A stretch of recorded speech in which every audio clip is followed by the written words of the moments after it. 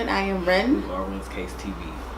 So, today I'll be talking about gender dysphoria from a non-binary perspective.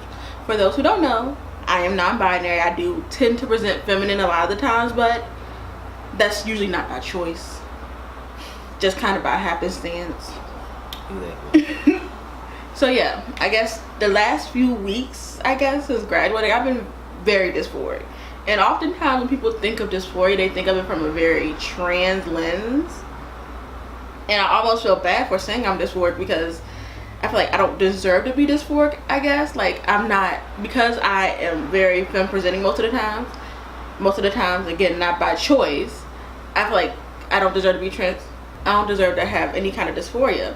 So it's very different. My dysphoria is very different from Kay's dysphoria, and I know every person experiences dysphoria very differently, but for me specifically, it comes with the guilt of knowing that I will always be perceived as a woman, because I have a very womanly figure and I just scream woman. Like, even when I'm dressing in an androgynous way, it still looks very feminine. Do you think it still looks very? I've been dressed very androgynous for a while. It stresses me out. It still is. Just because of my natural body shape and my facial features, I look like a little kid on top of looking very feminine. So it's very stressful. And like the last few days, I just kind of wanted to hide in the house, not wanting to talk to people. And to top it off, when I get dysphoric, I get bitchy. Very. Because I'm not comfortable. And they don't know how to communicate that. Well, I'm trying here. Which kind of goes back to their BPD. But this is solely on dysphoria right now. My BPD does not just turn my whole life.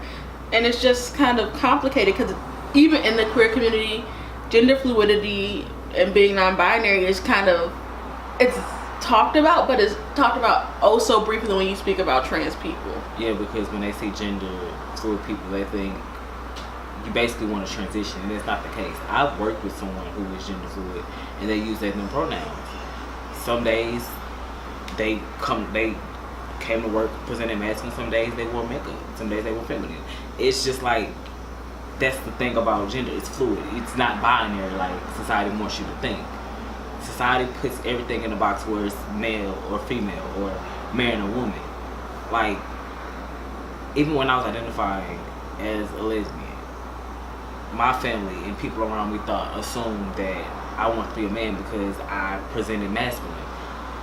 At the time, did I know that I was trans? No, I didn't. But because I wasn't the ideal woman, I didn't dress feminine or present feminine or relate to anything feminine, period, I wanted to be a man because of societal norms. I mean, it's very hard for me because, like I said, I present very feminine all the time. And I even gotten to the point where I feel uncomfortable correcting people with my pronouns because I really, really hate feminine pronouns. Let me be honest. I hate she, her pronouns. But because in the professional world, it's a little bit easier for people to grasp. And it's all about me making people comfortable, which you shouldn't do. But just where I'm in my life currently, I kind of placate and I don't want to correct people all the time. So I just let them call me what they want me to, and that hurts my feelings. And when I'm already dysphoric and people are calling me girl, her, she, it just makes it worse. So that's why I don't want to leave the house. I just can't. And before I started my transition, when I was pre-everything and I came out as trans, where I used to work previously, it kind of got ignored. Like, they still use the wrong pronouns. They use she, her pronouns. They use the correct name. They just use the wrong pronouns. And it's just like, because you're at your place of employment, you don't want to feel obligated to correct them because at the same time you're running the risk of losing your job. And not everyone understands the different pronouns. Everyone understands the binary pronouns. She, her, hers, him, his. And if you don't look the way that you're telling them to address you, they're just basically going to take it as a joke. Mm-hmm. But when you're non-binary, there's no certain way to present. You can present however you want to, because people only see man and woman. They don't see the in-between, so they're going to address you as what you look like. And I feel like, sometimes I feel like a very bad non-binary advocate, because I can advocate for everyone else, but me doing it for myself is become a little bit of a roadblock, and I'm still working on it. But all this to say is, since it is Pride Month, don't forget non-binary people. They do exist, and their experiences are very valid. Yes, don't misgender them.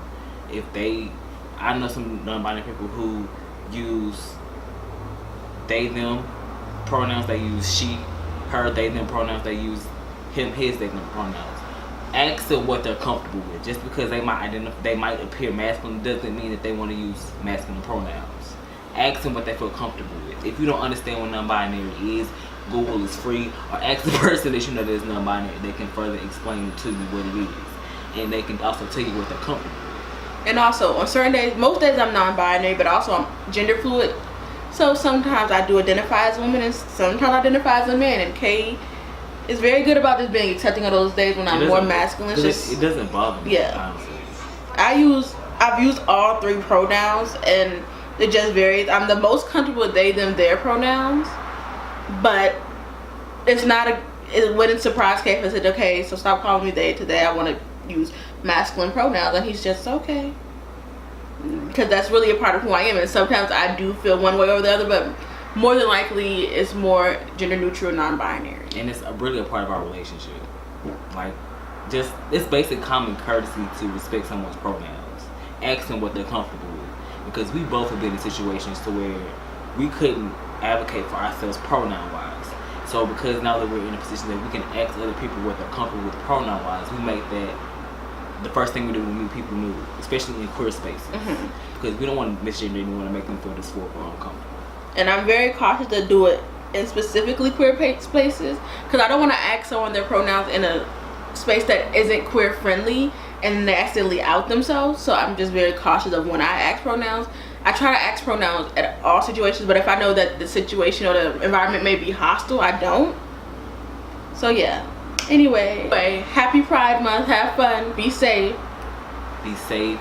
Drink plenty of water. Have water with you when you go to these pride parades and pride events, because it is hot out there. We don't need anyone passing out. Until next time. Take care of yourself.